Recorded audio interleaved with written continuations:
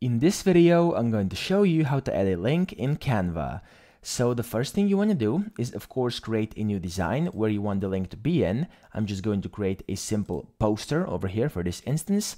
And now I'm going to show you how to apply a link to both an object, so an element, and text.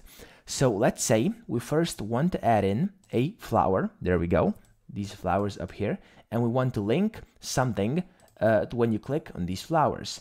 So the way you do this is simply by clicking on the flowers to select them, and then right click on the object, go down here to where it says link, and there we go. It then asks you to enter a link in here, okay? You can also link to an existing project of yours or a different page in this document, but let's say we want a link, okay? And you just simply type or paste it in. Let's say we want canva.com, press enter, and there we go. The link has been applied to canva.com. As you can see over here, you can click on it and it basically opens canva.com. And that's how you add a link to an object. And if you want to add a link to text, you simply want to add in some text. Let's say you want to type in hello. There we go. Put it down here.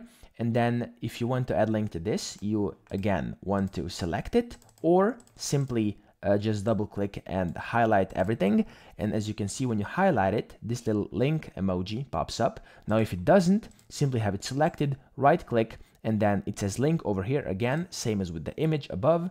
And you can put in your link, again, canva.com or something else, whatever you like, press enter, and there we go. This is now a hyperlink, and I mean hyperlink, and you can open it. And if you click on it, as you can see, it's now taken me to canva.com, and that's pretty much it. That's how you add a link in Canva.